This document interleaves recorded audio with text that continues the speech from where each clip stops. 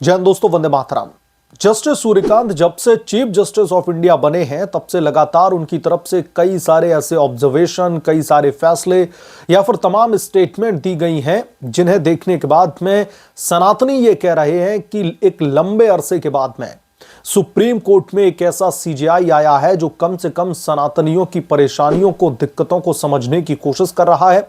उनके तमाम मामलों को सुप्रीम कोर्ट में सुनवाई करके फैसले दिए जा रहे हैं जो सनातनियों के लिए एक बहुत बड़ी राहत प्रदान करने का काम कर रहे हैं, क्योंकि ये सारी चीजें बहुत पहले हो जानी चाहिए थी। जब पूर्व सीजेआई, जो दूसरे सीजेआई बैठे हुए थे, उन्होंने कभी इन मामलों को तरजीह नहीं दी, लेकिन सीजेआई सूर्यकांत की तरफ से इन मुद्दों को प्रायोरिटी पर रख करके जिस तरीके से अपनी ऑब्जर्वेशन या फिर फैसले दिए जा रहे हैं, ये काबिलिए तारीफ है। और दोस्तों, अब सुप्रीम कोर्ट ने एक ऐसा फरमान जारी किया है, एक ऐसा आदेश दिया है जिसके बाद में सनातनियों के लिए तो ये एक बहुत बड़ा तोहफा है। चलिए सीधे मुद्दे पर आता हूं, आपको बताता हूं कि ये मामला क्या है। दरअसल आपने देखा होगा कि अब मंदिरों में वीआईपी कल्चर बहुत चलता है। ये एक ऐसी बीमारी बन चुकी है वीआईपी कल्चर, जो आम श्रद्धालुओं की भक्ति पर सीधे तौर पर कुठाराघात करती है। आम श्रद्धालुओं को कई बार यह सोचने पर मजबूर कर देती है कि उन्होंने तो सुना था कि भगवान के दर पर तो सभी सेम हैं, चाहे फिर वो पैसे वाला हो, गरीब हो, गोरा हो, काला हो, ब्राह्मण हो या किसी दूसरी कास्ट का हो, सबके लिए भगवान तो बराबर है, भगवान सबको एक नजर से देखते हैं। लेकिन दोस्तों, हमारे वीआईपी कल्चर में इन दलालों ने एक ऐसा नैरेटिव सेट कर दिया है, इन दलालों ने एक ऐसी व्यवस्था को लागू किया हुआ है जो आम श्रद्धालुओं को सोचने पर मजबूर कर देता है कि भगवान के दर पर भी अब दरअसल भेदभाव होता दिखता है।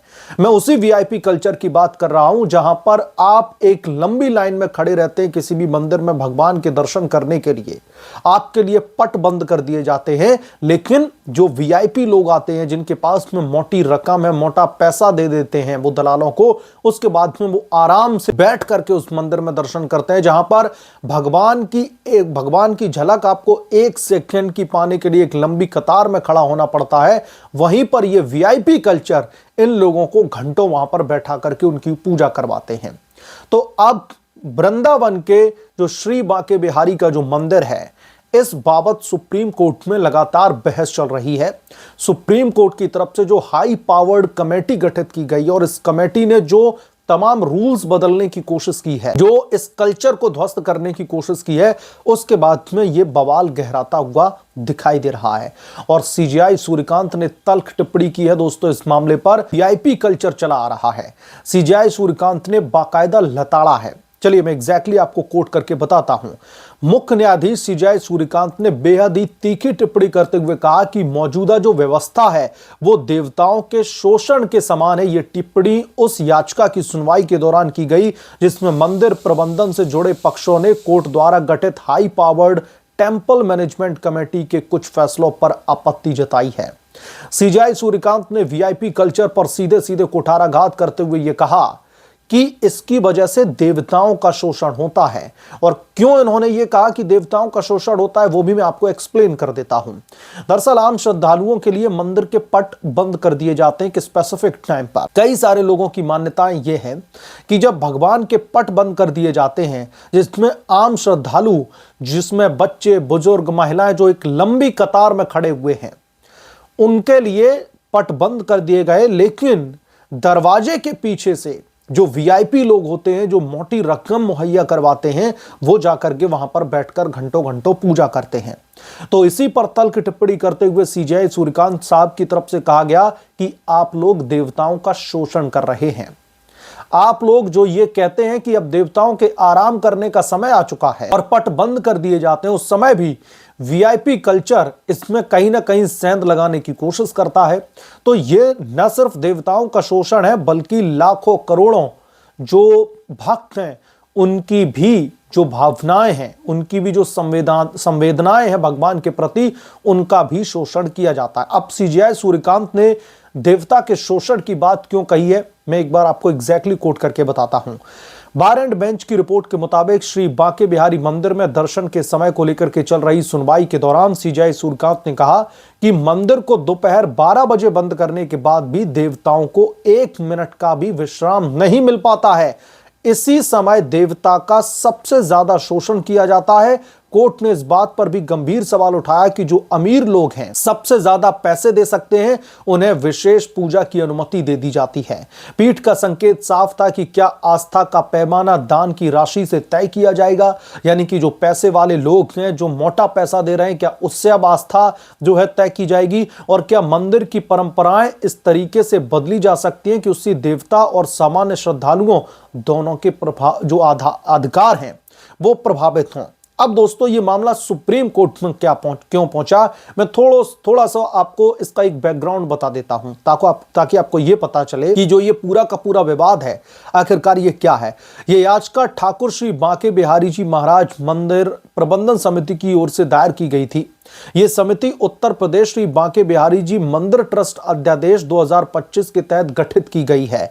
याचिकाकर्ताओं ने सुप्रीम कोर्ट के द्वारा अगस्त महीने में 2025 में ही गठित की गई हाई पावर्ड कमेटी के कुछ फैसलों पर आपत्ति जता दी है, खास तौर पर दर्शन के समय में बदलाव, मंदिर की पारंपरिक व्यवस्थाओं में हस्तक्षेप को लेकर।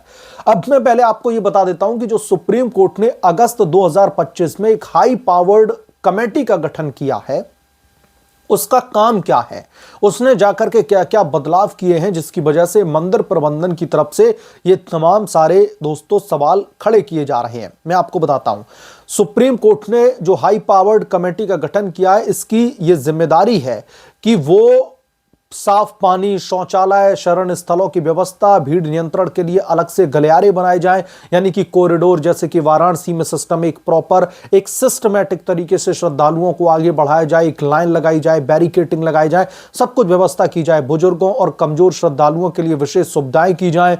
मंदिर और आसपास के क्षेत्र के समग्र विकास की योजना और जरूरत पड़ने पर भूमि अधिग्रहण जो है किया जाए, और इसमें भगवान के दर्शन की टाइमिंग को भी मैनेज करने के लिए सुप्रीम कोर्ट ने हाई पावर्ड कमेटी को जो है कहा था। अब हाई पावर्ड कमेटी ने कुछ ऐसे कठोर फैसले ले लिए हैं, जैसे कि मंदिर कब तक खुलेगा, मंदिर में कब से कितने देर तक दर्शन होंगे, वीआईपी कल्चर को लेकर। तो अब ये लोग भड़के हुए हैं, क्योंकि कहने में थोड़ा सा जो है मुझे लगता है कि इसमें संकोच करना चाहिए, लेकिन ये कटु सत्य है।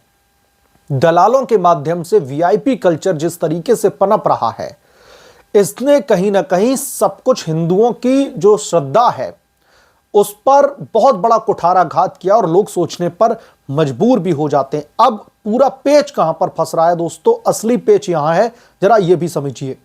उत्तर प्रदेश श्री बांके बिहारी जी ट्रस्ट अध्यादेश 2025 के जरिए उत्तर प्रदेश की योगी सरकार मंदिर की व्यवस्था को सरकारी नियंत्रण वाले ट्रस्ट के अधीन लेकर के आना चाहती है। यानी कि जो योगी सरकार है वो अब इस मंदिर की व्यवस्था, देखरेख या जो कुछ भी चले उसको सरकारी ट्रस्ट के अधीन लेकर के आना चाहते हैं। और इसको लेकर के सवाल खड़े हो रहे हैं कि क्या सरकार को धार्मिक संस्थानों में इतनी दखलंदाजी का अधिकार है? क्या इससे सदियों पुरानी परंपराएं कमजोर नहीं होंगी? हालांकि सुप्रीम कोर्ट ने अध्यादेश को चुनौती देने वाली याचिका को खुद सुनवाई से इनकार कर दिया था और मामला इलाहाबाद हाई कोर्ट को भेज दिया था। तो यह है असली पेच। हाई पावर्ड कमेटी जो सुप्रीम कोर्ट की तरफ से बनाई गई है, और सुप्रीम कोर्ट की तरफ से बनाई गई ये कमेटी मंदिर प्रबंधन के जो तमाम काम हैं उनमें बदलाव करके व्यवस्थाओं को सुचारू रूप से चलाया जा सके, इस तरीके के कुछ फैसले लिए जा रहे हैं जो मंदिर प्रबंधन को बिल्कुल भी रास नहीं आ रहे। और इसीलिए इसके अगेंस्ट में याचिका दाखिल की गई, और जहां पर सीजेआई सूर्यकांत ने तल्ख टिप्पणी करते हुए अपनी कई सारी ऑब्जर्वेशन दी, जिसके बाद में जो सनातन धर्म का एक बहुत बड़ा तबका है वो खुश है, क्योंकि वीआईपी कल्चर 1-2% है और ये लोग आकर के 99% लोगों को इफेक्ट करते हैं। आप लाइन में लगे हैं, अचानक से कोई वीआईपी आता है, कोई पैसे वाला आता है, उसने मोटी रकम दे रखी है भगवान जी के दर्शन करने के लिए। कितने बड़े पैमाने पर हजारों लाखों की तादाद में जो भीड़ खड़ी हुई है वो इंतजार करती है, क्योंकि पैसे वाले साहब आए हुए हैं, अंदर जाकर के वो दर्शन कर रहे हैं। तो इस व्यवस्था को खत्म करने के लिए सीजेआई सूर्यकांत की तरफ से हर एक जो भ्रसक प्रयास हैं वो किए जा रहे हैं। और दोस्तों आप लोगों ने एक चीज और नोटिस की होगी कि सीजेआई सूर्यकांत स्टार्टिंग से ही, जब से उन्होंने चीफ जस्टिस ऑफ इंडिया का पदभार संभाला है, वो लगातार वीआईपी कल्चर के अगेंस्ट में है। ये सिर्फ अभी मंदिर के वीआईपी कल्चर की मैं बात कर रहा था, सुप्रीम कोर्ट में भी एक वीआईपी कल्चर चल रहा था। कौन सा वीआईपी कल्चर चल रहा था? जो महंगे महंगे वकील हैं, अभिषेक मनु सिंघवी, कपिल सिब्बल, या फिर जिनकी हनक कोर्ट के पटल पर ज्यादा है, ये लोग ओरल मेंशनिंग के जरिए कभी भी जो है केस की तारीख ले लेते थे कि हमें इस दिन सुनवाई करनी है, और जजेस भी उस तारीख को तुरंत ग्रीन फ्लैग दे दिया करते थे कि चलिए ठीक है, हम सुनवाई करने के लिए तैयार हैं। उससे होता क्या था कि जो आम लोग हैं, जो लगातार इंतजार कर रहे हैं कि कोर्ट की तरफ से उन्हें कोई एक तारीख मिल जाए, उनका मामला सुन लिया जाए, वो लगातार परेशान हो रहे हैं तारीख लेने के लिए। लेकिन वीआईपी कल्चर इसमें भी सेंध लगाने में लगा हुआ था। वीआईपी कल्चर की हमारी न्यायपालिका में इस तरीके की घुसपैठ थी कि जो आम लोग थे उनकी जेबें खाली हो जा रही थी, उन्हें तारीख नहीं मिल पा रही थी। और अगर आपको तारीख चाहिए तो कपिल सिब्बल, अभिषेक मनु सिंघवी जैसे वकीलों को हायर कीजिए, जहां पर लाखों रुपए वो एक एक हियरिंग के लेते हैं।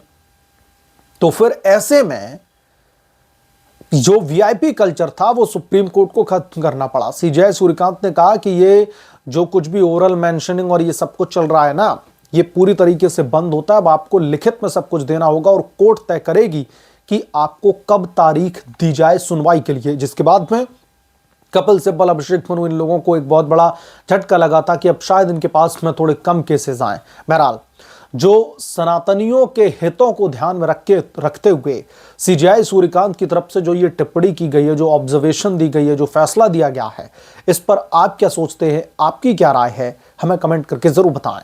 जल्द मिलूंगा किसी दूसरे बड़े अपडेट के साथ में, तब तक के लिए धन्यवाद। अगर आप लोग चैनल पर नए हैं तो प्लीज चैनल को सब्सक्राइब कर लें और साइड में बेल आइकन को जरूर प्रेस कर लें, ताकि जब भी मैं कोई बड़ी खबर लेकर के आऊं तो इसकी जानकारी नोटिफिकेशन के जरिए सबसे पहले आपको मिले।